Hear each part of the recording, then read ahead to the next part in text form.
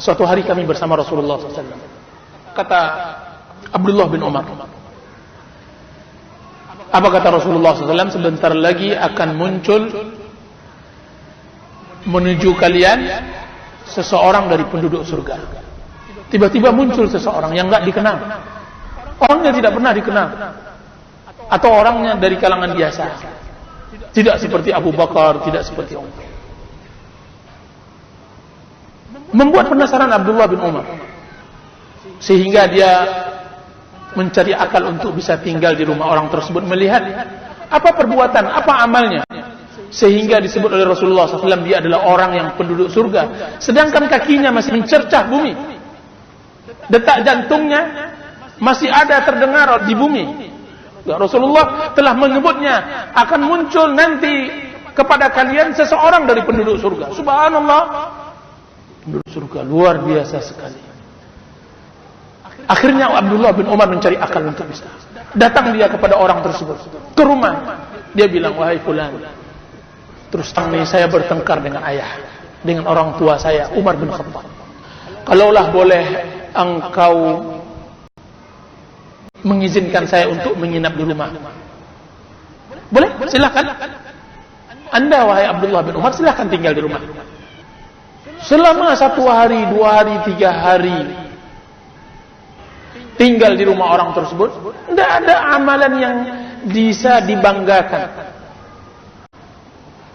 Abdullah bin Umar siapa dia? Seorang zahid, abid, ahli ibadah, orang yang zuhud. Ketika dia melihat orang ini biasa saja, tidak ada pengaruh, cuma yang dia lihat amalannya, kalau dia terbangun dari tidurnya dia mengingat Allah Subhanahu wa taala. Dia ingat Allah, kemudian dia tidur lagi. Sampai kata Abdullah bin Umar, sampai saya mengecilkan keberadaannya. Alah, kecil berarti. Dia bilang, hari ketiga, kawan, hari ketiga adalah terakhir bagi tamu seorang muslim kepada saudaranya. Dan saya katakan kepada engkau, sebenarnya saya tidak bertengkar dengan ayah, dengan Umar bin Khattab, orang tuaku. Akan tapi aku mendengar bahwa Rasulullah SAW bersabda bahwa engkau adalah penduduk surga, dan aku ingin melihat amal seharianmu selama 3 hari. Apa kata orang tersebut? Ya, sesungguhnya amalku yang engkau lihat wahai Abdullah bin Umar. Apa yang engkau lihat selama 3 hari ini, itulah amalku. Sampai Abdullah bin Umar berangkat. Ya udahlah, kalau begitu mudah sekali masuk surga.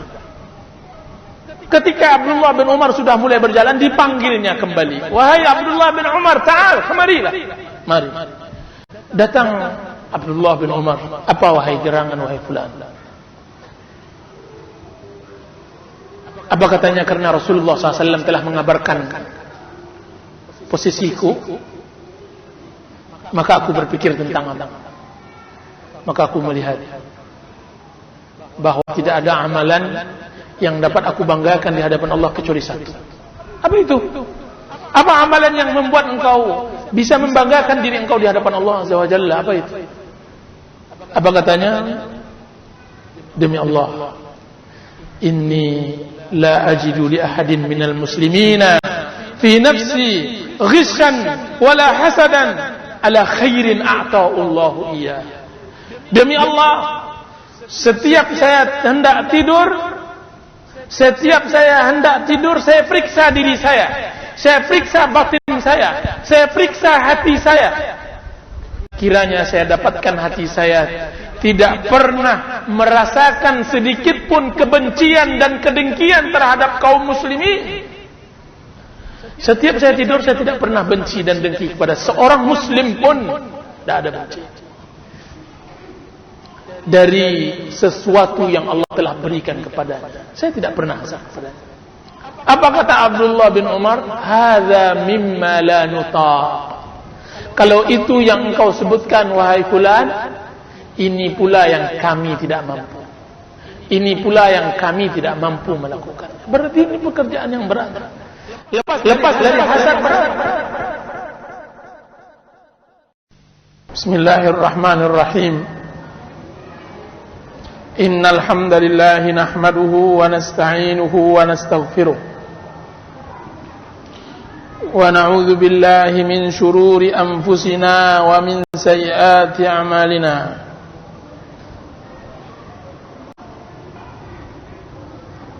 من يهد الله فلا مضل له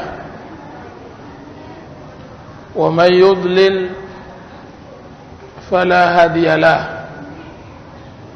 أشهد أن لا إله إلا الله وحده لا شريك له وأشهد أن محمدا عبده ورسوله صلى الله عليه وعلى آله وصحبه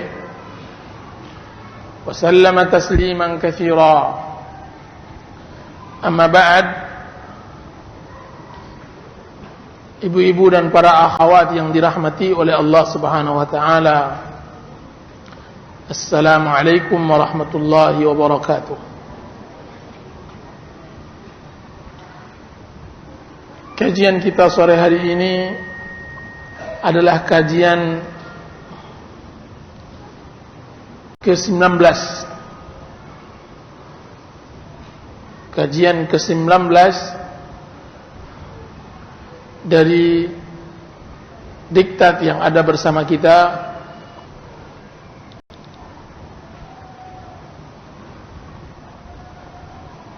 membicarakan tentang masalah hasad. Hasad, judul yang kita berikan adalah bala hasad. Bala hasad. Hadis yang kita nukilkan adalah hadis yang diriwayatkan oleh Az-Zubair bin Awam radhiyallahu anhu, berkata, telah bersabda Rasulullah sallallahu alaihi wasallam, dabba ilaikum da'ul umami qablakum al-hasad wal-baghdha wal-baghdha'u hiya al-haliqah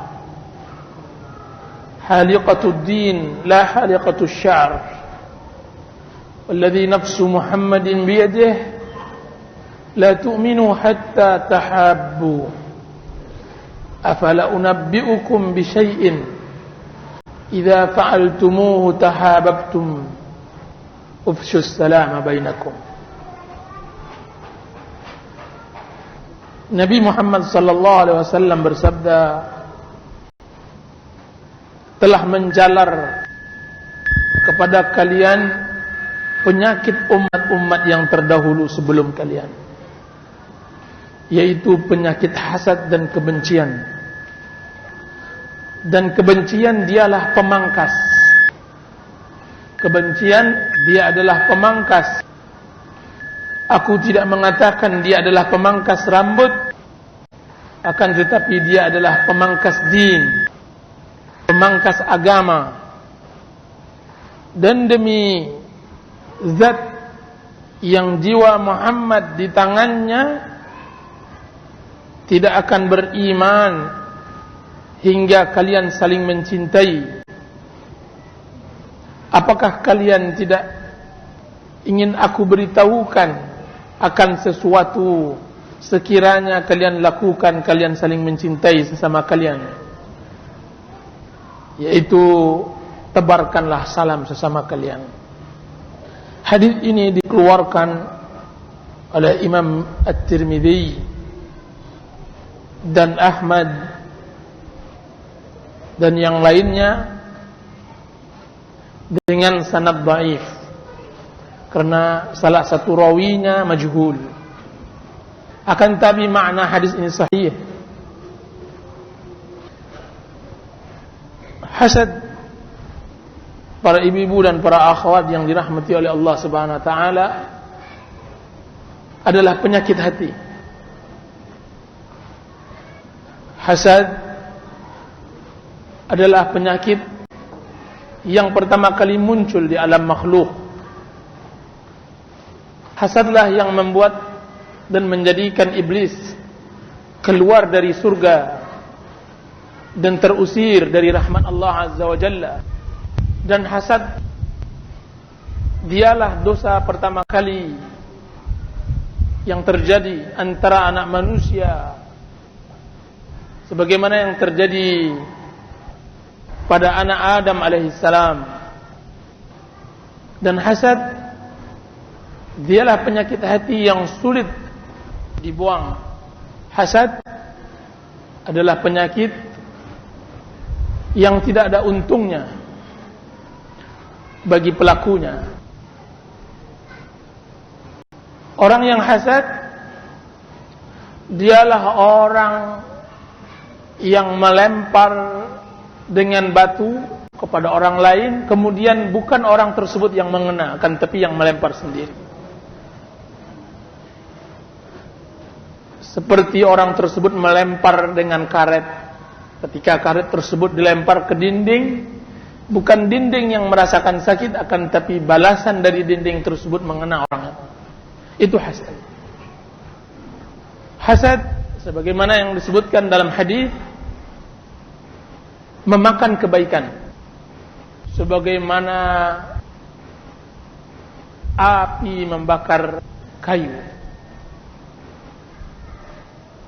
Sebagaimana api membakar kayu. Maka mari kita pelajari tentang hasad untuk kita jauhkan. Ibu-ibu dan para akhwat yang dirahmati oleh Allah Subhanahu wa taala,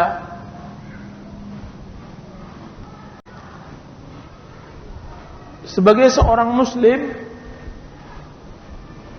yang hendak menyempurnakan dirinya dengan nilai-nilai dan norma-norma Islam, tentu di dalam dia menjalankan kehidupan, dia akan berusaha untuk bertakwa kepada Allah Azza wa Jalla. Karena itu adalah wasiat Allah kepada setiap insan manusia. Ya ayyuhalladzina amanu taqullah. Bertakwa adalah membuang semua penyakit hati yang ada di dalam kalbu, yang ada di dalam diri, kemudian mengisi hati tersebut dengan nilai-nilai dan norma-norma Islam. Membuang penyakit hasad, penyakit kebencian, penyakit dengki, iri dan semacamnya, kemudian menanamkan nilai-nilai dan norma-norma ketakwaan seperti saling mencintai karena Allah Azza wa Jalla, saling silaturrahim, saling berhusnuzan, saling tawadhu, saling berlemah lembut terhadap kaum muslimin. Karena sesungguhnya penyakit hati itu datang ke dalam hati karena kekosongan hati itu dari ketakwaan. Ketika hati seorang muslim dipenuhi dengan takwa, maka tidak akan ada lagi penyakit yang akan masuk ke dalam hati tersebut. Jadi dia yaitu mempelajari hasad dan menjauhkannya, dia adalah bagian dari takwa, bagian dari wasiat Rasulullah sallallahu alaihi wasallam. Hak seorang muslim dengan muslim yang lain yaitu tidak menyakitinya. Tidak boleh kita menyakiti seorang muslim. Sebaliknya, seorang muslim harus kita kasihi sebagaimana kita mengasihi badan kita sendiri. Allah Subhanahu wa taala mengatakan innamal mu'minuna ikhwah. Sesungguhnya kaum mukminin sesamanya adalah saudara. Rasulullah SAW bersabda, "Matsalul mu'min fi tawaddihim wa ta'atufihim wa tarahumihim kamatsalil jasadil wahid idza ishtaka 'udwun tada'a sa'irul jasadi bil sahri wal humma." Sesungguhnya perumpamaan seorang mukmin dengan saudaranya mukmin di dalam kasih sayangnya, di dalam lemah lembutnya, di dalam tolong menolongnya, bagaikan tubuh yang satu. Ketika satu tubuh merasakan sakit, maka seluruh anggota badannya juga merasakan sakit yang sama. Bis-sahari wal humma, merasakan tidak bisa tidur dan merasakan demam. Itu yang dilakukan seorang muslim terhadap saudaranya. Kenapa? Karena seorang muslim pikirannya bukan dari sesuatu yang sempit. Seorang muslim dia berpikir kepada sesuatu yang lapang dan luas. Allah Subhanahu wa taala mengatakan wasabiqu ila maghfiratin min rabbikum wa jannatin arduha as-samawati wal ard. Berlomba-lombalah kalian hai sesama kaum mukminin kepada pengampunan kepada Allah dan surga yang luasnya seluas langit dan bumi. Munculnya saling membenci, munculnya saling hasad, munculnya saling dengki dan semacamnya adalah karena kita berebut dengan sesuatu yang sempit. Akan tetapi kita berebut dengan maghfirah kepada Allah Azza wa Jalla, berebut surga yang luasnya seluas langit dan bumi. Bagaimana kita akan berdengkian? Rasulullah SAW mengatakan, innakum latarawna rabbakum iyanan. Sesungguhnya kalian akan melihat Rabb kalian dengan mata telanjang. Kama tarawna al-qamara lailatal badr. Sebagaimana kalian melihat bulan purnama di hari 14. Bulan purnama. Siapa yang merasakan hasad, siapa yang merasakan dengki, berebut melihat bulan purnama, belum pernah sejarahnya seseorang merasa dengki dengan saudaranya karena dia sama-sama melihat bulan purnama dengan keindahannya. Kenapa? Karena bulan purnama tidak mencukupkan melihatnya satu atau dua orang, semua orang bisa melihatnya. Akan tetapi ketika jiwa ini dipersempit dengan sesuatu yang sempit, maka akan terjadi bunuh-membunuh, akan terjadi musuh bermusuhan, akan terjadi hasad dan semacamnya. Sesungguhnya hasad muncul dari perasaan seseorang bahwa sesuatu yang ditutu tersebut hanya menyisakan satu kemenangan. Maka mereka berebut untuk mendapatkannya. Maka mereka berlawanan untuk memperolehnya. Sehingga setiap orang yang ingin memperolehnya adalah rival baginya, musuh. Jika seandainya hal ini dia tidak bisa melawannya dengan memukul, dengan mengejek, mencela, dia pendam ke dalam hati, maka akan keluarlah benih penyakit yang akan kita pelajari sore hari ini, yaitu hasad.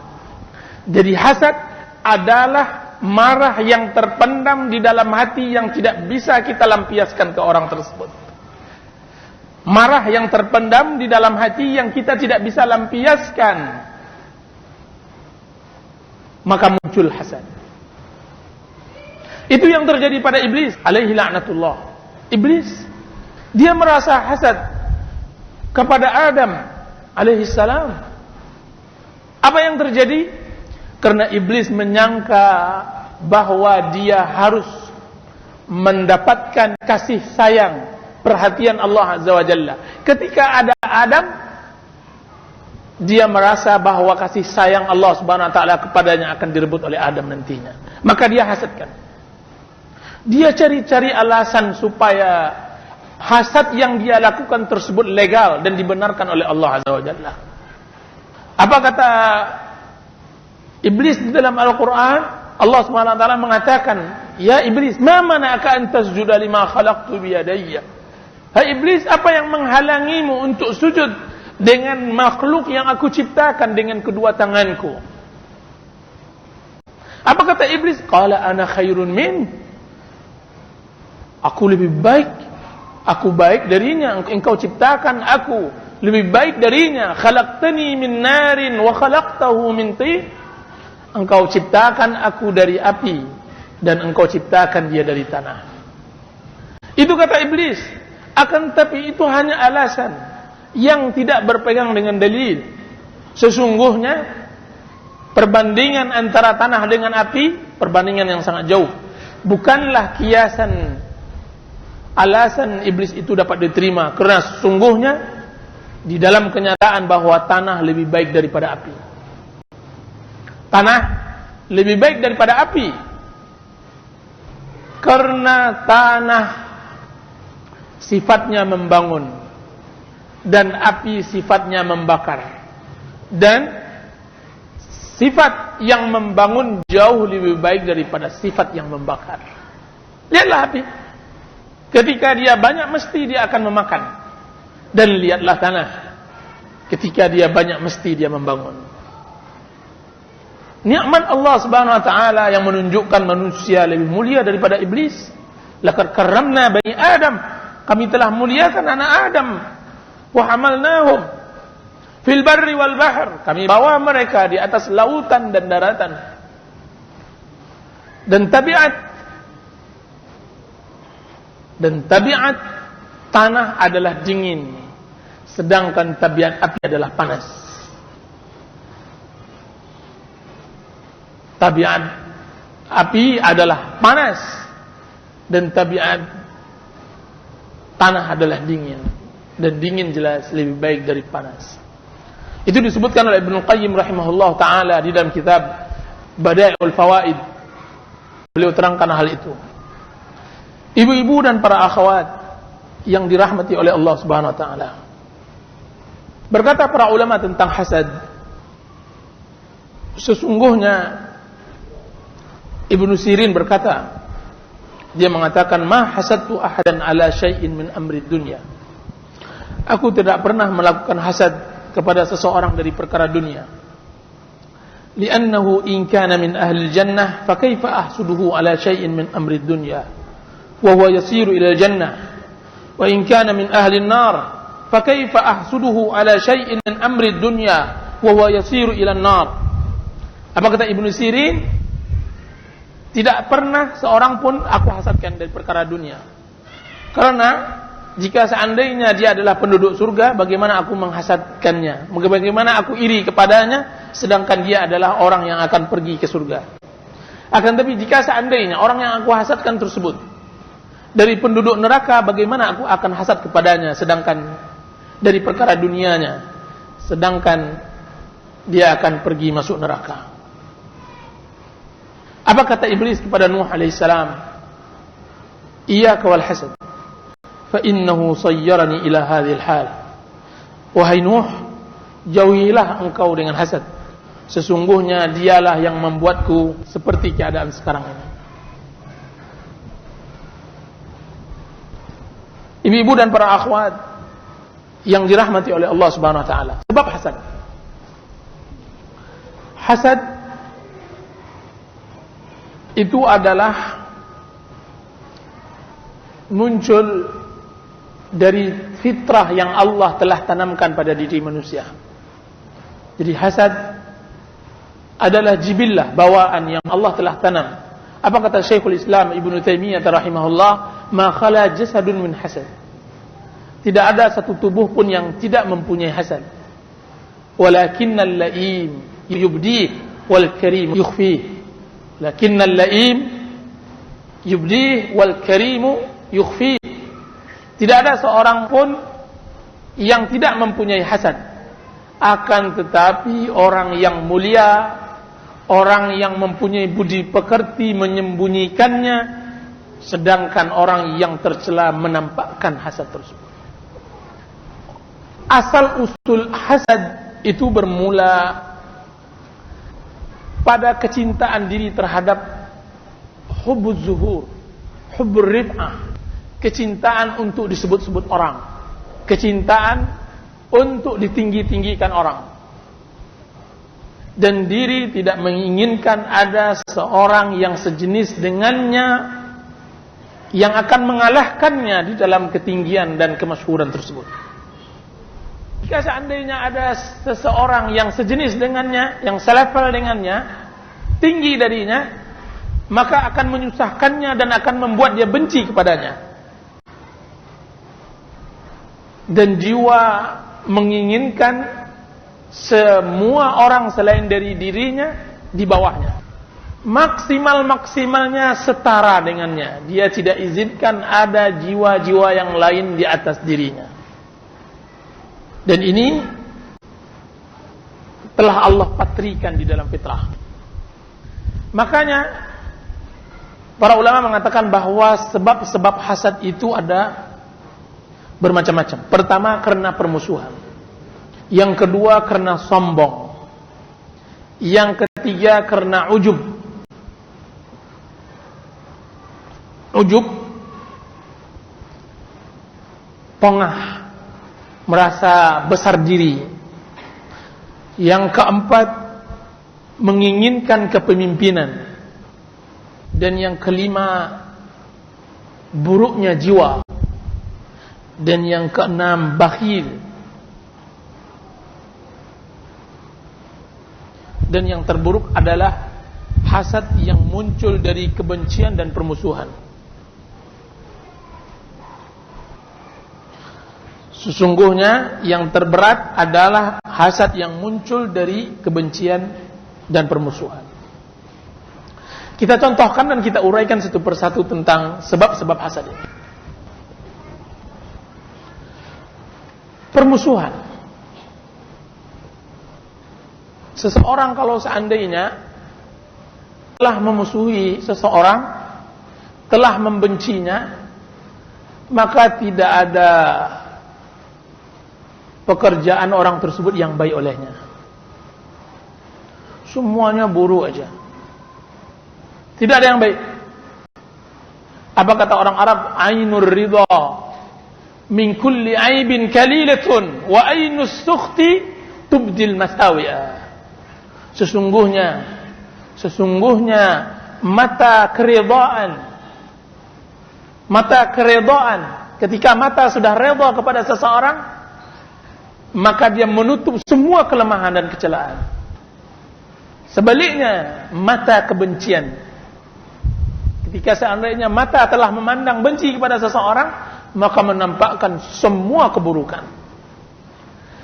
Dan mata kebencian inilah yang menghasilkan hasad. Semua pekerjaan orang yang dia benci tersebut buruk aja semua. Semua pekerjaan yang dilaksanakannya ditakwil buruk. Dan itu nampak dari ucapannya, nampak dari pandangannya, nampak dari kegiatan hari-harinya. Permusuhan yang benar.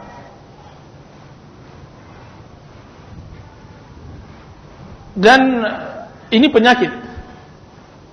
Sesungguhnya Islam memberikan obat untuk orang yang membenci seseorang tersebut agar jangan melampaui batas. Allah Subhanahu wa taala mengatakan, la yajrimannakum syana'anu qaumin ala alla ta'dilu i'dilu huwa aqrabu littaqwa. Hai orang-orang yang beriman, janganlah gara-gara kalian membenci satu kaum kalian tidak bisa berbuat adil. Beradillah. Sesungguhnya keadilan itu akan mendekatkan kepada takwa. Berapa banyak kita menyampaikan, mengabarkan sesuatu tentang saudara kita karena kita benci dengannya, akhirnya kita yang malu sendiri, salah tafsir, menyebut tetangga begini dan semacamnya karena kebencian. Tapi tiba-tiba qadarullah bahwa yang dipekerjakan oleh tetangga tersebut tidak yang itu. Akan lebih gara-gara kebencian, muncul hal-hal yang tidak layak dan tidak lumrah kita ucapkan. Kadang-kadang sering juga kita mengucapkan, mengistimbat dari orang yang kita benci tersebut sebuah istimbat, sebuah keputusan yang datang dari hasad, yang mana orang tersebut tidak pernah melakukan hal itu. Dan ini akan mendatangkan kezaliman. Orang yang hasad akan jatuh kepada kezaliman. Orang yang jatuh kepada kezaliman, dan itu contohnya sangat banyak. Contohnya sangat banyak. Semua pekerjaan orang tersebut tidak pernah baik semuanya. Semuanya buruk. Kalau seandainya sudah datang dari kebencian ini. Jadi kita katakan, ibu, para akhwat, kalau seandainya benci, jangan terlampau benci. Apa kata Rasulullah SAW? Ahbib habibaka haunan ma, asa ayyakuna baghidaka yawman ma, wa abghid baghidaka haunan ma, asa ayyakuna habibaka haunan ma. Apa kata Rasulullah SAW? Cintailah kekasihmu, jangan berlebih-lebihan. Haunan ma, karena bisa saja kekasihmu nanti berubah menjadi orang yang engkau benci suatu hari. Bencilah orang yang engkau benci, jangan berlebihan, karena bisa saja orang yang engkau benci itu akan menjadi kekasih engkau suatu hari. Jadi itu harus normal. Harus normal. Jadi jangan datangkan kebencian dari hal seperti itu. Dan yang kedua, al-kibr, kesombongan. Hasad bisa muncul dari kibr, dari kesombongan. Kesombongan yang dimaksud adalah ketika seseorang adalah kawan sejawat, kawan karib, satu kuliah, satu profesi. Tiba-tiba seseorang ini tidak tahan kalau seandainya kawan yang sejawat ini, kawan karib ini mengalahkannya nanti dan bisa-bisa nanti mengaturnya. Karena hal yang seperti ini dia tidak rela, maka dia hasadkan. Dan kibir ini, hasad datang dari kibir ini, dari sombong ini, dia tidak mau nanti orang tersebut, nanti kalau seandainya saya tidak hasad kepadanya, saya tidak benci, dia naik pula pangkatnya atau kedudukannya naik, dia nanti kalah, nama saya hilang. Kibir. Nah, dia tidak tahan dia dengan itu. Maka dia jatuhkan hasad pada dirinya. Itu adalah jatuh menjadi sebab-sebab hasad. Ketiga adalah hasad karena hubbur riasa. Cinta kepemimpinan dan pangkat. Tadi kita dah cerita bahwa ketika kita memperebutkan sesuatu yang sempit, pangkat, dunia, harta, maka akan datang perasaan bahwa hal-hal yang seperti itu kita yang harus mendapatkannya dan kita tidak rela yang lain mendapatkannya. Nah, dengan perasaan yang begitu tinggi untuk mendapatkan sesuatu yang sempit dari perkara dunia, maka akan muncul hasad. Seorang pedagang akan iri dengan pedagang yang lain ketika dia melihat untung nasib saudaranya itu mujur hari itu. Iri dia. Biasanya dia saudaranya terjual jeruk sebut 10 kilo, sekarang naik menjadi 100 kilo. Iri, demam. Nah, iri seperti ini kenapa? Karena dia merasa bahwa seharusnya dia yang banyak penjualannya. Seharusnya dia yang harus mendapatkan lebih. Karena dia ingin mendapatkan kepemimpinan di dalam profesinya itu. Hubur ri'at. Dan jah. Dan itulah yang terjadi pada hasadnya orang-orang Quraisy terhadap Rasulullah SAW. Yang terjadi antara Rasulullah SAW dengan orang-orang Quraisy. Yang terjadi antara Rasulullah SAW dengan orang Quraisy. Mereka tidak mau. Apa kata Abu Jahal, Amr bin Hisham, ketika ditanyakan, kenapa engkau begitu memusuhi keponakan engkau? Kenapa engkau begitu memusuhi keponakan Muhammad bin Abdullah?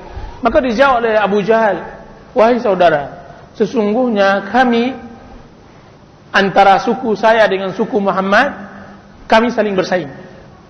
Kami bagaikan dua tali kuda yang saling memanfaatkan, yang saling mengukuhkan dalam kebaikan. Ketika mereka berlomba-lomba untuk bersedekah pada musim haji, maka kami juga berlomba-lomba bersedekah musim haji. Ketika mereka berinfak untuk orang-orang umrah dan tawaf, maka kami juga berinfak untuk orang umrah dan tawaf. Akan tapi satu yang kami tidak bisa terima, yaitu ketika orang-orang dari suku Muhammad itu mengatakan bahwa di antara kami ada Nabi, maka kami tidak bisa pula mengatakan bahwa kami juga mempunyai Nabi. Itulah yang membuat kami membenci Muhammad. Jadi permasalahan adalah permasalahan hasad, berebut untuk mendapat kepemimpinan. Dan itu yang terjadi juga pada orang-orang Yahudi bersama Rasulullah SAW. Lihat bagaimana orang-orang Yahudi sangat mengenal bahwa akan turun seorang Rasul di kitab Madinah. Ketika itu orang-orang Aus dan Khazraj, yaitu notabene mereka adalah orang-orang Ansar, waktu itu masih dalam keadaan musyrik. Ketika terjadi perdebatan mulut antara orang Yahudi dengan orang-orang musyrik Ansar, Aus dan Khazraj, apa kata orang-orang Yahudi? Awas kalian, hati-hati kalian. Sekalipun hari ini kami kalah, sungguhnya akan datang seorang Rasul, dan dia adalah penutup para Rasul, yang kami nanti beriman dengan dia dan kami akan menghabisi kalian. Akhirnya apa yang terjadi? Mereka menyangka bahwa Muhammad bin Abdullah adalah rasul dari kalangan Yahudi. Karena berpuluh-puluh rasul, beratus-ratus nabi di kalangan Yahudi, mulai semenjak Nabi Ibrahim, mulai semenjak Nabi Yaqub alaihissalam sampai Isa, semuanya dari Bani Israel. Dan mereka menyangka bahwa Nabi akhir zaman adalah Bani Israel. Kiranya apa? Allah berkehendak lain. Allah turunkan Nabi yang terakhir dari kalangan Arab. Ini yang membuat hasad orang-orang Yahudi terhadap Muhammad bin Abdullah, terhadap Islam, terhadap orang Arab. Karena ingin mereka mengokohkan dan harus memfokuskan bahwa kerasulan dan kenabian hanya milik orang-orang Yahudi saja, bukan orang Arab. Maka terjadilah hasad. Jadi hubur riasah dan jah, cinta kedudukan dan pangkat, ini akan mendatangkan hasad. Sebab hasad yang berikutnya adalah buruknya hati. Hati putu buruk. Bukan sebab ingin memimpin. Bagaimana? Ada seseorang yang memang jiwanya itu kerdil, buruk. Pandangannya itu pandangan seperti pandangan orang yang hasad selalu. Dan orang yang seperti ini luar biasa. Langkah-langkah memang, akan tetapi dia ada. Dia tidak bersaing di dalam kekuasaan karena dia adalah orang yang berjiwa kerdil. Bagaimana dia berkuasa? Dia tidak pernah untuk melakukan jalan-jalan dan serana untuk memegang kekuasaan. Dia bukan orang yang berpangkat karena dia sendiri tidak pernah berpangkat dan tidak pernah berupaya untuk mendapatkan pangkat. Dia orang biasa, rendah. Sebagaimana rendah tabiat dan hatinya. Akan tetapi entah bagaimana hasadnya sangat luar biasa. Muncul dari keburukan hatinya. Biasanya hasad itu satu profesi. Satu profesi. Pedagang dengan pedagang. Pedagang pun berbagi-bagi juga. Pedagang tukang jahit hasad dengan pedagang tukang jahit juga. Pedagang kaki lima hasad dengan pedagang kaki lima. Dia tidak akan hasad dengan pemilik mall. Tidak akan hasad dia. Guru dengan guru, dia akan hasad. Pengusaha dengan pengusaha, dan begitu seterusnya. Satu profesi. Akan tetapi orang yang berjiwa buruk ini semuanya dihasadkan. Semuanya dihasadkan. Tidak berselang hari, tidak berselang waktu ada orang dari kawannya beli mobil, dah hasad pula dia. Sakit hatinya, besoknya demam. Tidak berselang dengan itu dia dengar lagi ada seorang yang melecit namanya. Hasad pula dia. Sakit pula hatinya karena dia tidak rela orang tersebut melecit namanya. Bukan dari kerabatnya, bukan dari tetangganya, bukan dari apa-apa. Akan tapi orang saja yang muncul melejit, dia tidak suka. Sudah itu tersiar lagi kabar bahwa musim haji ini orang di Arab Saudi itu panen. Hasad pula dia. Benci pula. Wah, untung banyak sekali orang Arab Saudi. Kenapa saya merugi terus? Hasad seperti ini adalah dari buruknya jiwa. Tidak ada sebab musababnya, tidak ada asal usulnya, dia telah benci.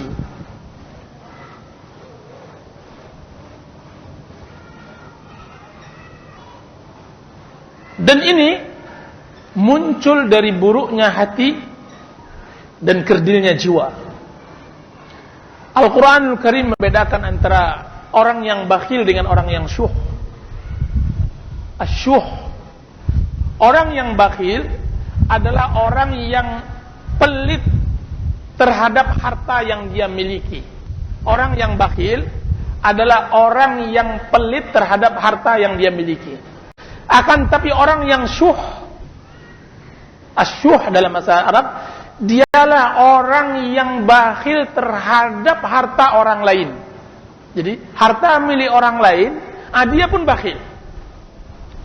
Dia mendengar ada orang membagikan harta-hartanya dari dermawan orang Pekanbaru, salah seorang muhsinin Pekanbaru. Ketika dia baca, demam badannya.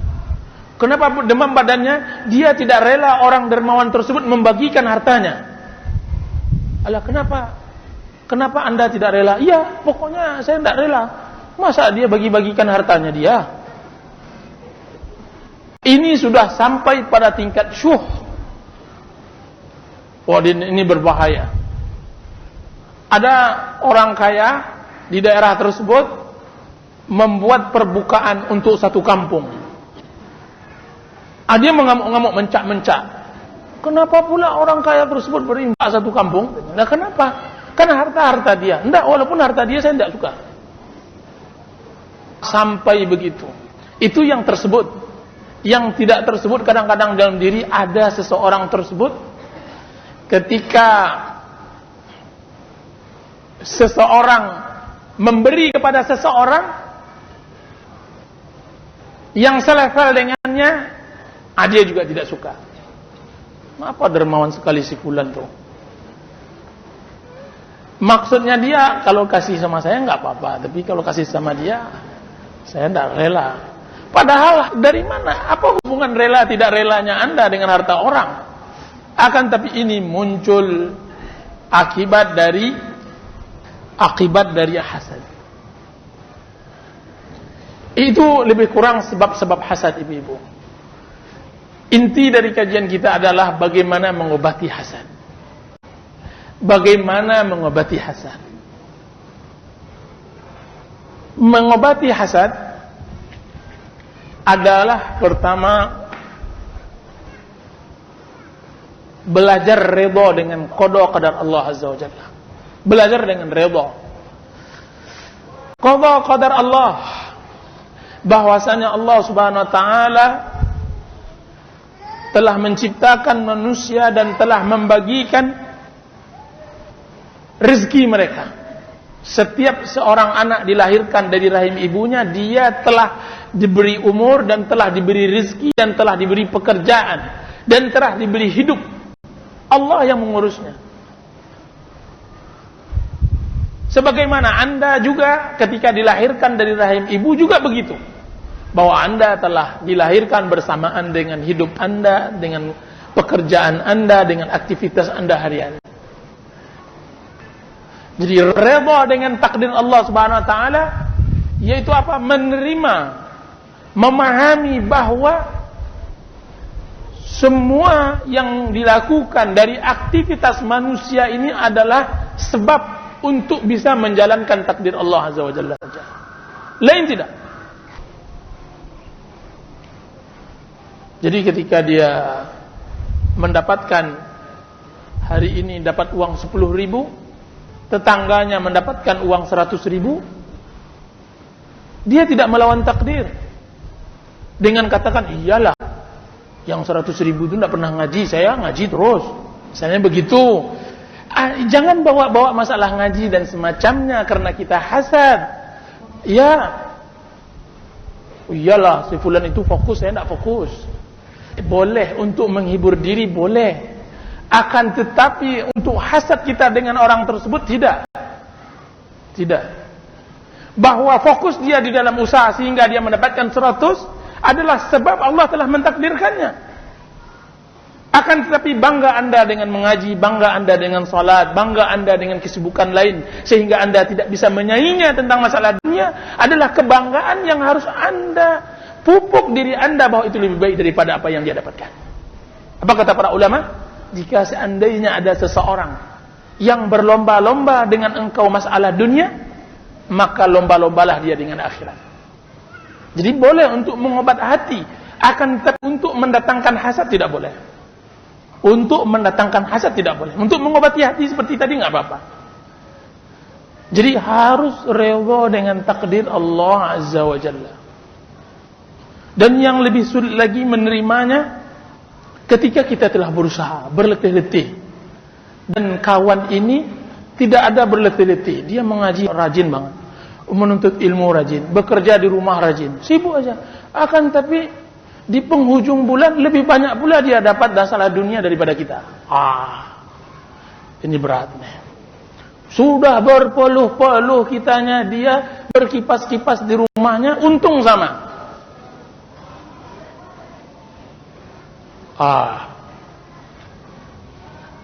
Jadi kita katakan bahwa yang seperti ini harus kita mengkaji tentang masalah ridha.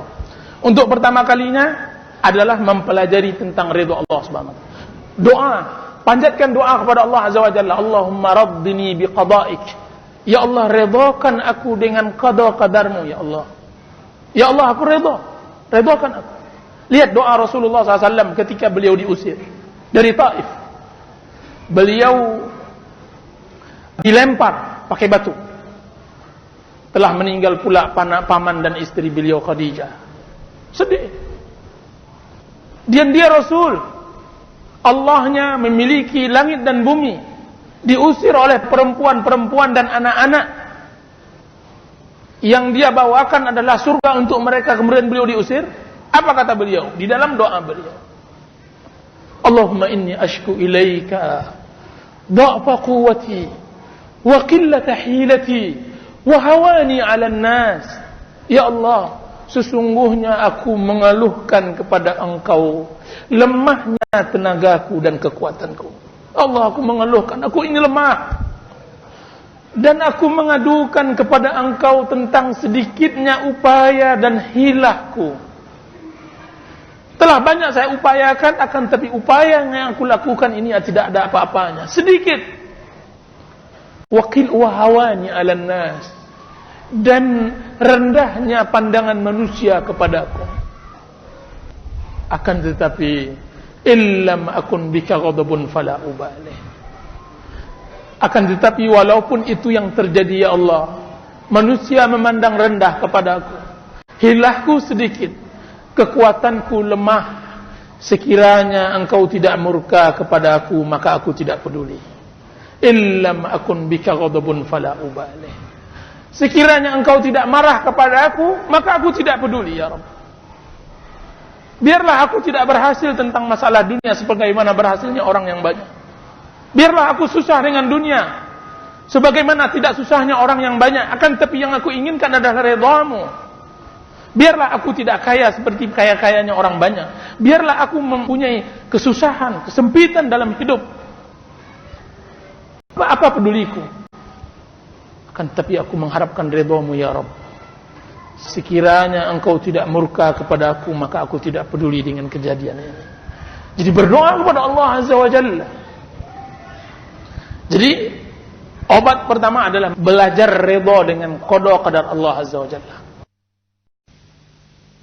Kemarin kita telah terangkan juga bagaimana kita meridhai hidup, yaitu ketika kita tidak sakit, makan kita cukup, rumah kita aman, berarti itu sudah mendapatkan dunia dengan segala isinya. Sebagaimana yang diriwayatkan oleh Nabi Muhammad SAW. Apa kata Rasulullah SAW?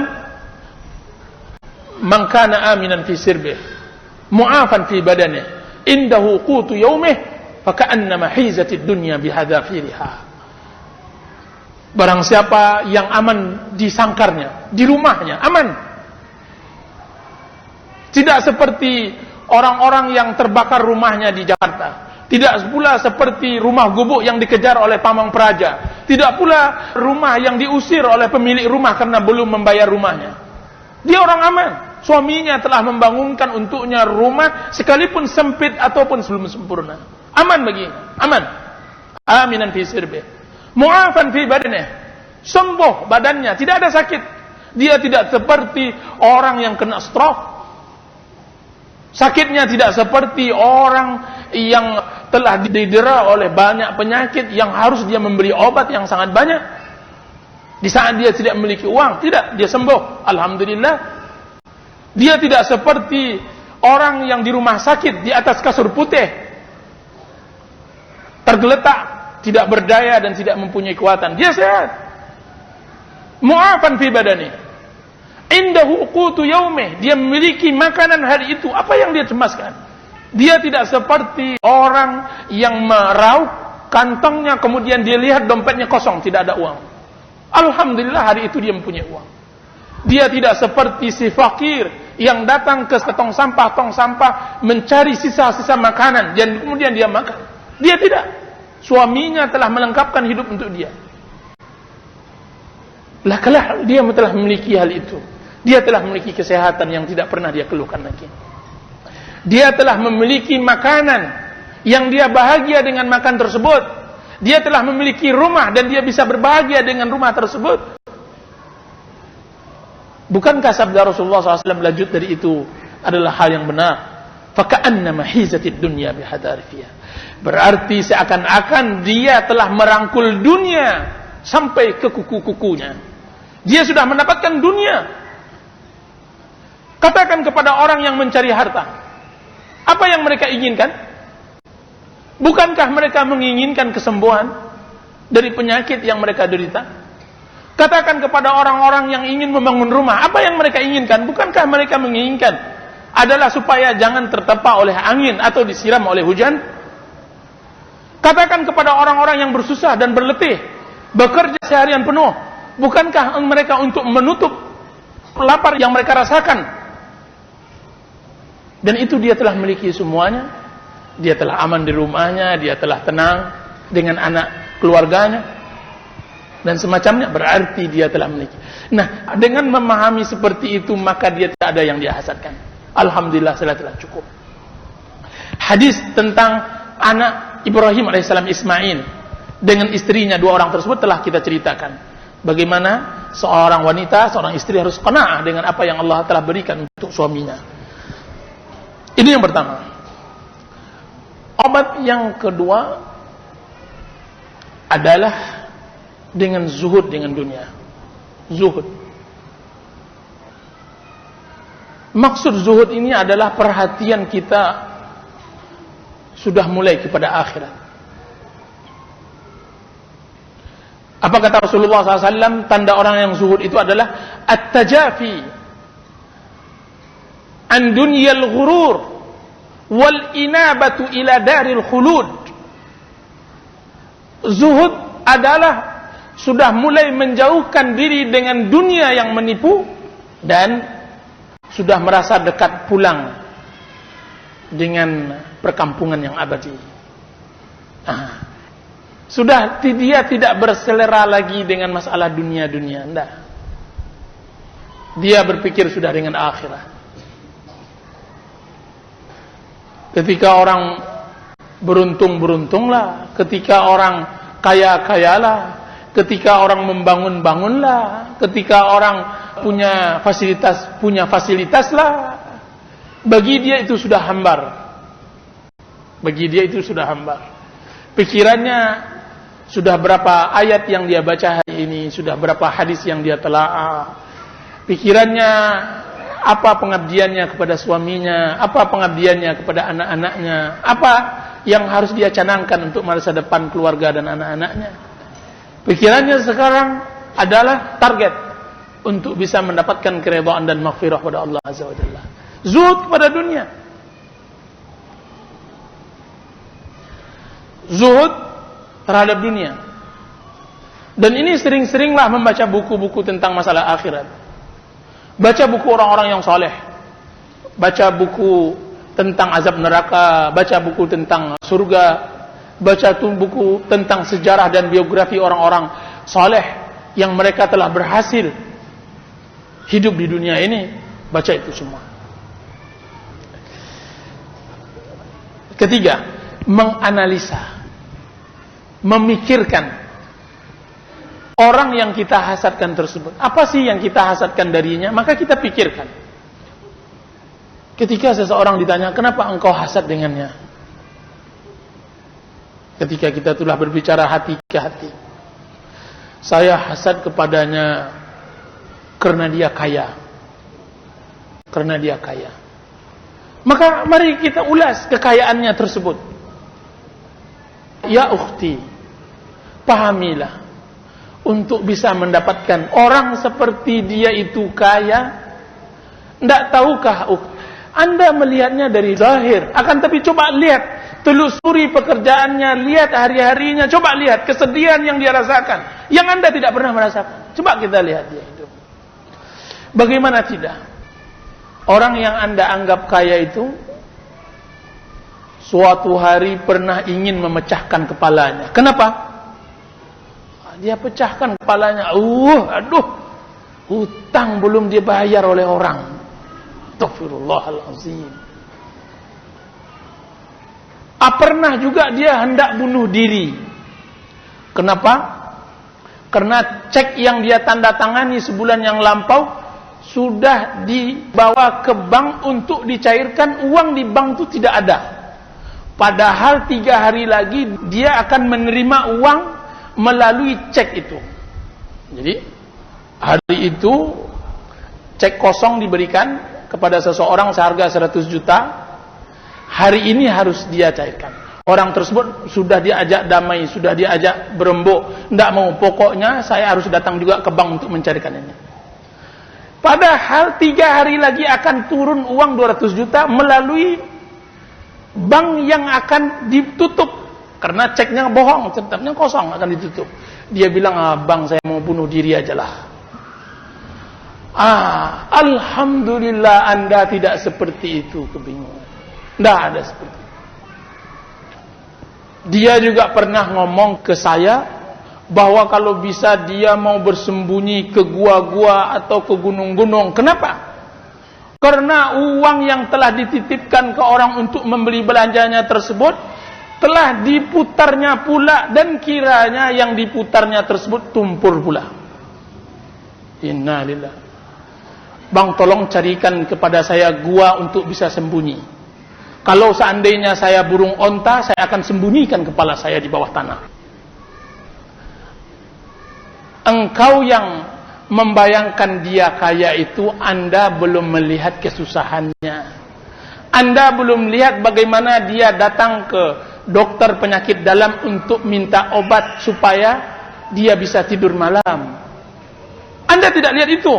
Yang Anda lihat dia bermobil, yang Anda lihat rumahnya indah, warna catnya Masya Allah, yang Anda lihat mobil berderet di rumahnya. Kan tapi Anda tidak tahu bahwa semuanya itu tergadaikan.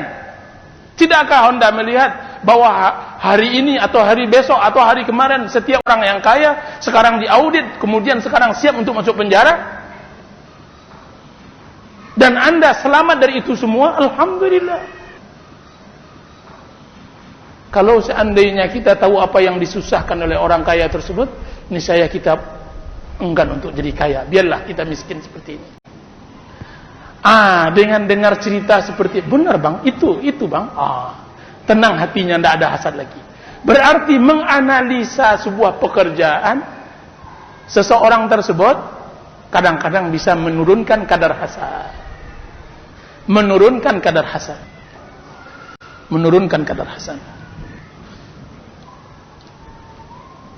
Dan yang berikutnya, membawa pikiran, membawa pertempuran bukan pada permasalahan yang sempit. Jadi begini, maksudnya saya, kalau seandainya kita berbicara tentang masalah dunia, maka akan berbentur dengan hasad, berbentur dengan ketidakpuasan. Akan tapi cobalah kita cari sesuatu yang tidak ada hasad di dalamnya, sesuatu yang tidak ada pertempuran di dalamnya, sesuatu yang kita bisa saling-saling mengasihi dan saling menyayangi. Maka jawabannya adalah satu aja. Kita bawa diri kita kepada ma'rifah kepada Allah Azza wa Jalla. Kita bawa diri kita kepada sesuatu yang sangat lapang, yaitu surga, yang di dalamnya masuk seluruh manusia, tidak ada sempit. Orang yang nanti di surga, semiskin-miskin orang di surga adalah seseorang yang datang dalam keadaan gontai. Dia adalah orang yang terakhir kali yang keluar dari penduduk neraka, orang yang terakhir lagi keluar dari penduduk neraka. Ketika keluar hambaku, tamanna, hambaku, kata Allah, berangan-anganlah engkau, berangan-anganlah engkau. Maka, ya Allah, saya sudah berangan-angan. Apa yang saya angan-angankan? Angan-angankanlah engkau ingin menjadi apa di surga ini. Maka beranganlah orang yang baru masuk surga tadi. Maka dia berangan, dia ingin mendapatkan istana yang besar, dia mempunyai prajurit yang banyak, dia mempunyai dayang-dayang yang banyak. Ya Allah, saya sudah berangan. Kemudian Allah Subhanahu wa taala mengatakan, maukah aku berikan kepada engkau 2 kali lipat dari angan-angan engkau? Apa kata orang tersebut? Ya Rabb, apakah engkau bergurau denganku sedangkan engkau adalah Rabbul Alamin? Engkau Rabb semesta alam. Abdi, hambaku, saya tidak bergurau. Sesungguhnya untuk engkau yang apa yang engkau angan-angankan, dan 10 kali lipat dari apa yang engkau angan-angankan. Allahu Akbar.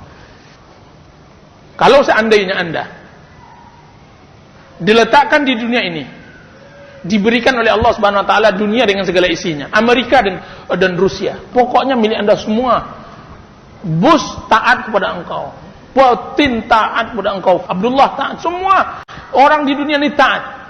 Adakah perlu yang kita hasadkan lagi? Tidak ada lagi, guys. Allah Subhanahu wa taala lipatkan 10 kali lipat kenikmatan yang dibayangkan oleh hamba tadi di surga. Itu yang paling rendah.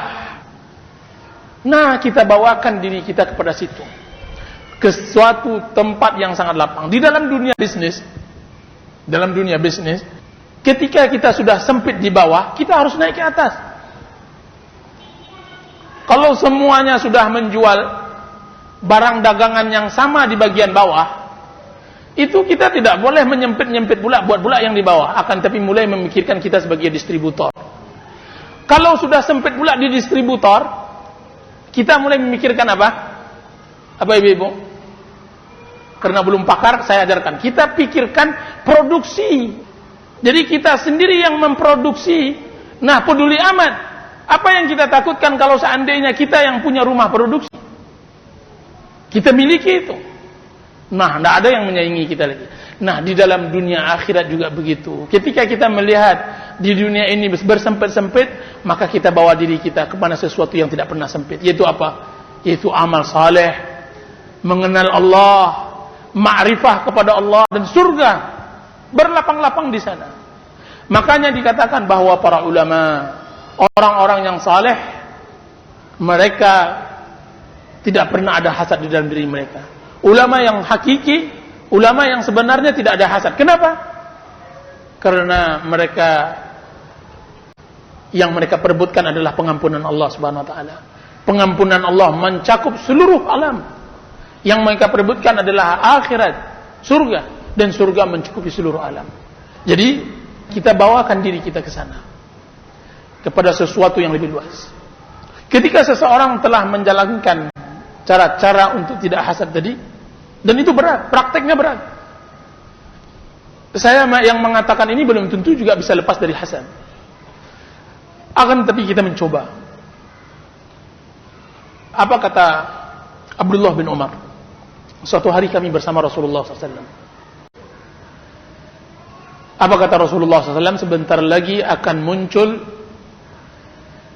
menuju kalian seseorang dari penduduk surga. Seseorang dari penduduk surga. Tiba-tiba muncul seseorang yang enggak dikenal. Orangnya tidak pernah dikenal. Atau orangnya dari kalangan biasa. Tidak seperti Abu Bakar, tidak seperti Umar. Membuat penasaran Abdullah bin Umar. Sehingga dia mencari akal untuk bisa tinggal di rumah orang tersebut, melihat apa perbuatan, apa amalnya. Sehingga disebut oleh Rasulullah SAW, dia adalah orang yang penduduk surga. Sedangkan kakinya masih mencercah dunia, mencercah bumi. Detak jantungnya masih ada terdengar di bumi. Nafasnya masih keluar masuk, dihisap oleh pepohonan dan korma. Dia tidak masuk menjadi penghuni surga. Rasulullah telah menyebutnya, akan muncul nanti kepada kalian seseorang dari penduduk surga. Subhanallah, penduduk surga luar biasa sekali. Akhirnya Abdullah bin Umar mencari akal untuk bisa. Datang dia kepada orang tersebut, ke rumahnya. Dia bilang, wahai fulan, terus terang nih, saya bertengkar dengan ayah, dengan orang tua saya, Umar bin Khattab. Kalaulah boleh engkau mengizinkan saya untuk menginap di rumahmu. Sebagai hak seorang muslim terhadap muslim, yaitu menerima tamu selama 3 hari. Boleh? Silakan. Anda, wahai Abdullah bin Umar, silakan tinggal di rumahku. Selama 1 hari, 2 hari, 3 hari tinggal di rumah orang tersebut, tidak ada amalan yang bisa dibanggakan. Abdullah bin Umar, siapa dia? Seorang zahid, abid, ahli ibadah, orang yang zuhud. Ketika dia melihat orang ini biasa saja, tidak ada pengaruh, cuma yang dia lihat amalannya, kalau dia terbangun dari tidurnya, dia mengingat Allah Subhanahu wa taala. Dia ingat Allah, kemudian dia tidur lagi. Sampai kata Abdullah bin Umar, sampai saya mengecilkan keberadaannya. Alah, kecil berarti. Dia bilang, hari ketiga, kawan, hari ketiga adalah terakhir bagi tamu seorang muslim kepada saudaranya. Dan saya katakan kepada engkau, sebenarnya saya tidak bertengkar dengan ayah, dengan Umar bin Khattab, orang tuaku. Akan tapi aku mendengar bahwa Rasulullah SAW bersabda bahwa engkau adalah penduduk surga. Dan aku ingin melihat amal seharianmu selama 3 hari. Apa kata orang tersebut? Ya, sesungguhnya amalku yang engkau lihat, wahai Abdullah bin Umar. Apa yang engkau lihat selama 3 hari ini, itu amalku. Sampai Abdullah bin Umar berangkat. Ya udahlah, kalau begitu mudah sekali masuk surga. Ketika Abdullah bin Umar sudah mulai berjalan, dipanggilnya kembali. Wahai Abdullah bin Umar, ta'al, kemarilah. Mari. Datang Abdullah bin Umar. Apa wahai gerangan, wahai fulan? Apa katanya? Karena Rasulullah SAW telah mengabarkan posisiku, maka aku berpikir tentang amal.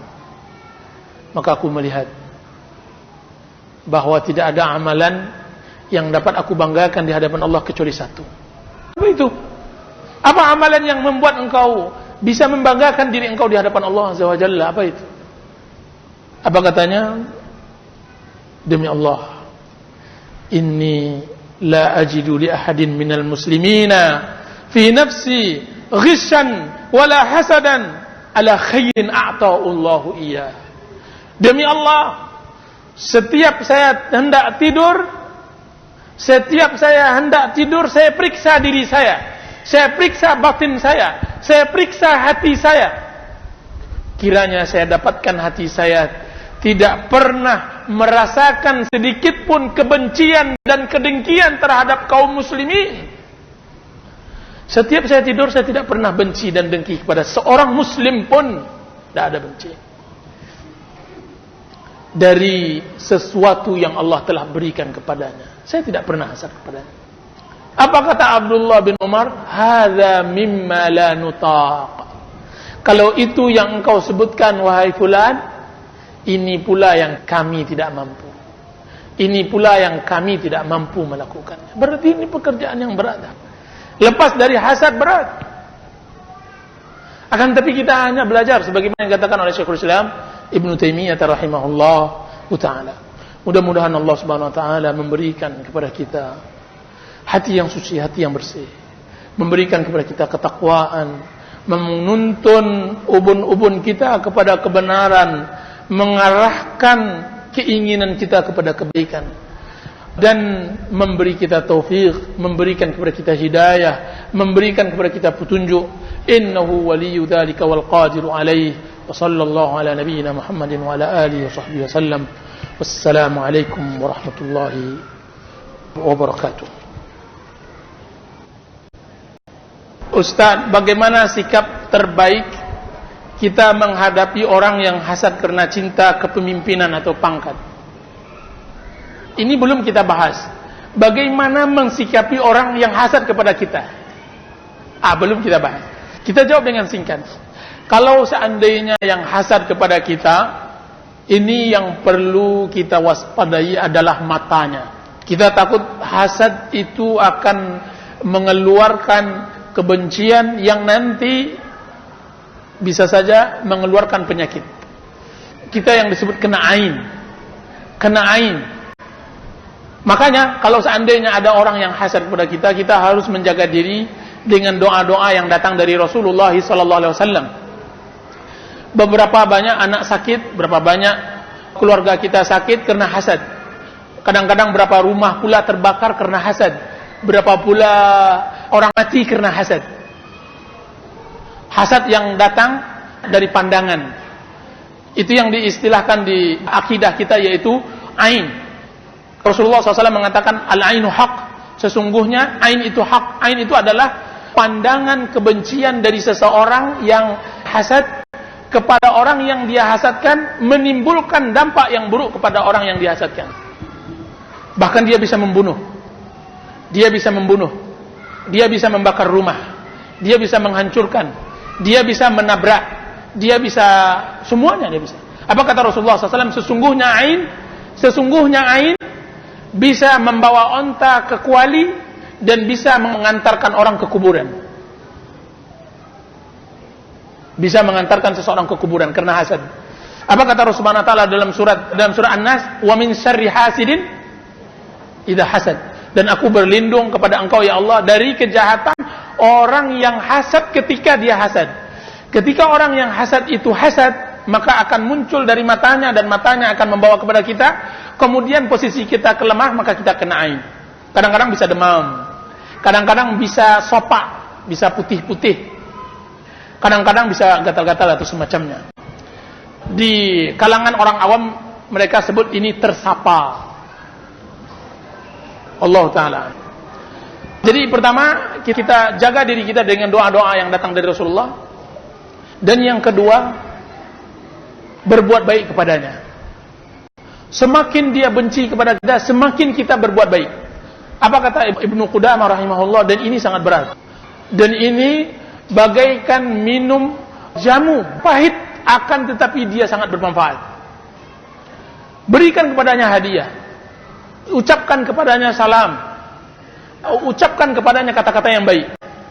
Sesungguhnya manusia paling cepat takluk dengan kata-kata yang baik, dengan hadiah dan senyuman yang manis. Jadi berbuat baik padanya, walaupun itu berat. Bagaimana saya bisa tersenyum dengan orang yang membenci saya, dengan orang yang melengah dari saya? Bagaimana saya bisa memberikan kepada orang yang aku benci hadiah? Dan ini berat. Akan tapi kalau seandainya Anda ingin cepat selamat dari hasadnya, maka lakukan hal yang seperti itu. Dan yang ketiga, jangan nampakkan sesuatu yang dia hasadkan di matanya. Kalau perlu menjauh. Kalau seandainya dia hasad kepada Anda karena kecantikan, waduh cantik, hasad. Kalau bisa Anda menjauh darinya. Kalaupun ingin mendekat dengannya, yaitu ketika Anda ingin memberi kepadanya. Tapi kalau seandainya hanya untuk memperlagakan cantik Anda, ini yang akan kita takutkan akan bertambah hasad terus. Atau karena kekayaan atau semacamnya, kalau bisa jangan nampakkan pada dirinya. Allah Ta'ala. 3 itu yang baru saya bisa pahami. Mudah-mudahan itu bisa dilaksanakan bagi orang yang ditimpakan musibah seseorang hasad kepadanya. Bagaimana cara kita mensikapi terhadap orang yang tidak berjilbab, berhijab, dengan mengatakan bahwa kaya tidak sesuai dengan perbuatan dengan perkataannya. Maksudnya orang yang berjilbab itu tidak sesuai dengan perbuatan dan perkataannya. Apabila ada perbuatan saya yang tercela sedikit, mensikapi terhadap orang yang tidak berjilbab dengan memperkatakan kita bahwa kalau seandainya kita salah sedikit dia ngomong, dia menghibah kita, pertama adalah memperbaiki diri kita dahulu. Manusia tidak ada yang sempurna. Semua anak manusia mempunyai kesalahan. Nah,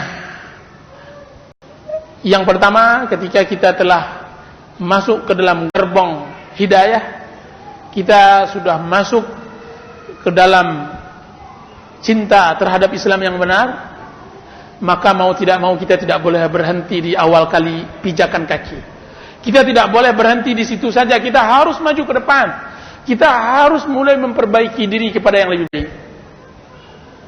Karena bagaimanapun bahwa orang yang berjilbab ketika melakukan kesalahan akan lebih jelek di pandangan masyarakat yang memang rusak daripada orang yang tidak berjilbab kemudian dia melakukan kejelekan yang sama.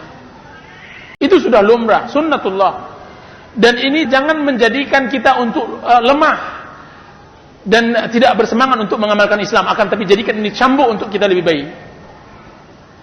Ini satu.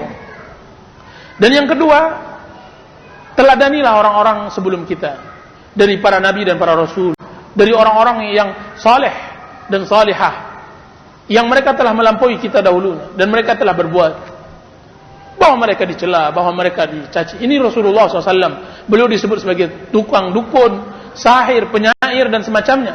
Beliau disebut orang yang memecah belah kabilah dan semacamnya. Akan tapi beliau bersabar.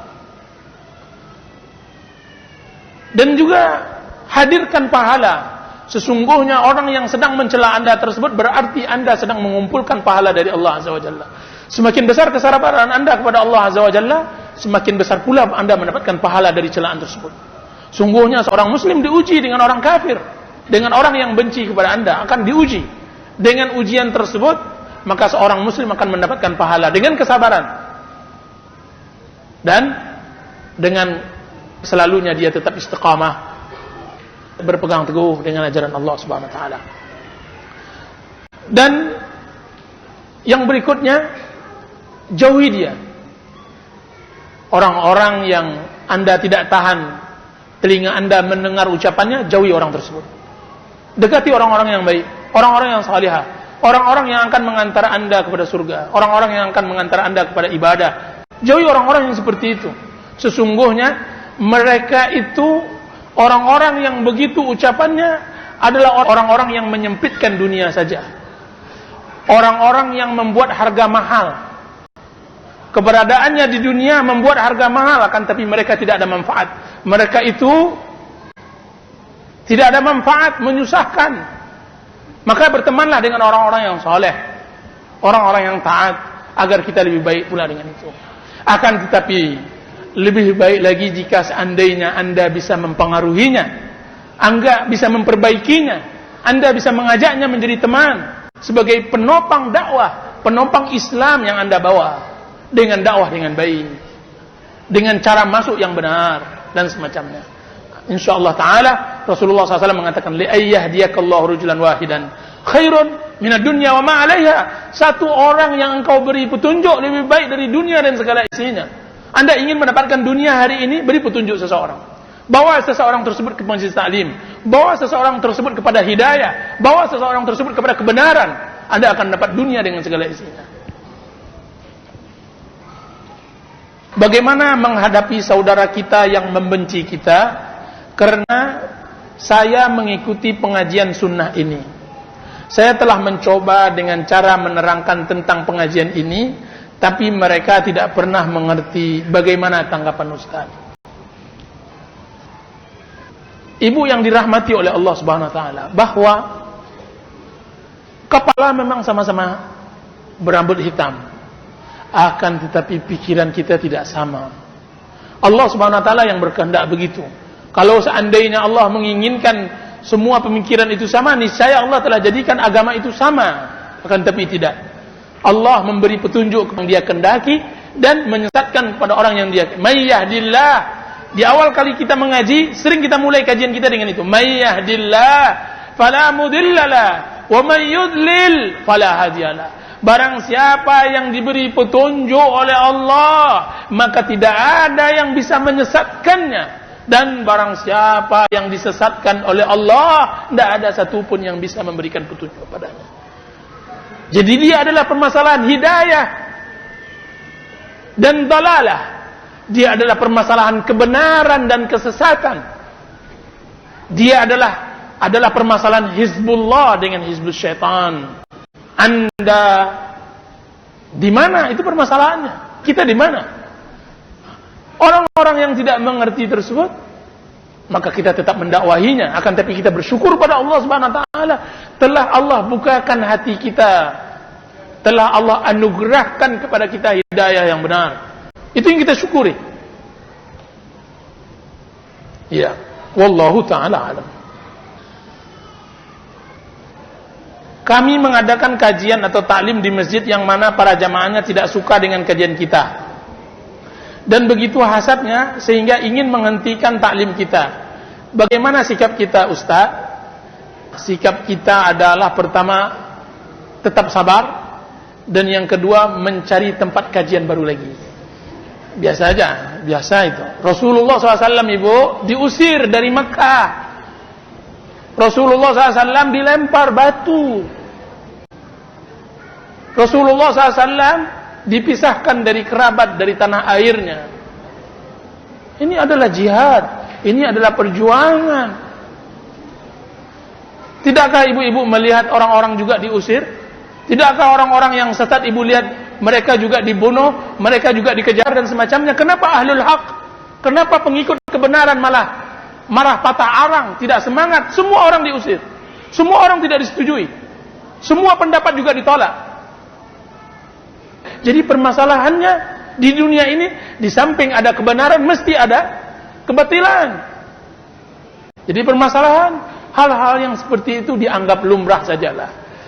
Kita redha dan kita anggap itu adalah jihad di jalan Allah, itu adalah konsekuensi dakwah. Konsekuensi dakwah, kemudian kita cari tempat yang lain. Mudah-mudahan Allah Subhanahu wa taala suatu saat akan melembutkan hati mereka, insyaallah taala. Insyaallah taala. Dua pertanyaan terakhir. Apakah sah akikah yang disatukan?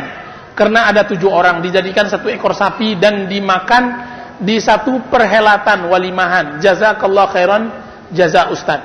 Kita katakan bahwa akikah tidak boleh digabungkan dengan sapi.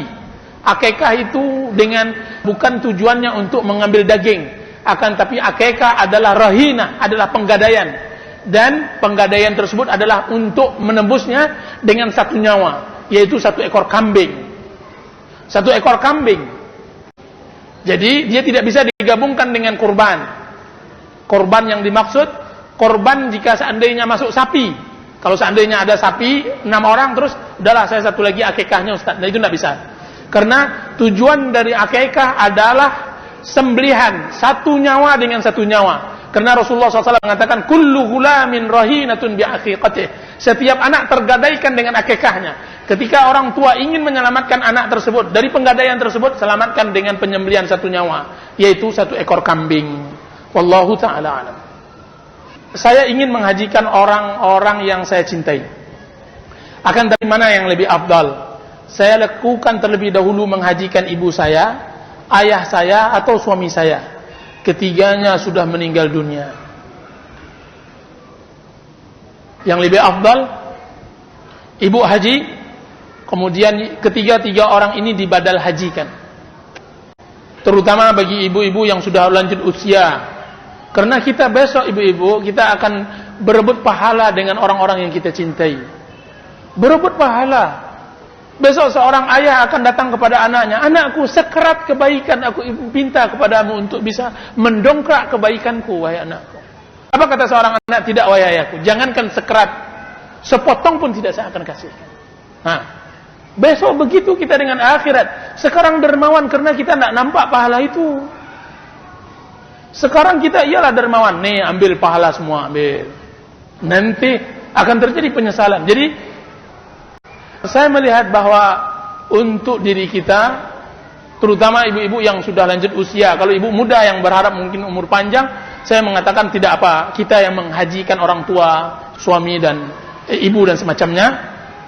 Akan tetapi kalau ingin juga kita membadalkan hajikan, kalau kita ingin juga menghajikan orang-orang yang kita cintai tersebut, saya rasa kita pilih orang yang kita cintai atau orang yang kita percayai, kemudian kita mintakan kepadanya untuk membadal hajikan.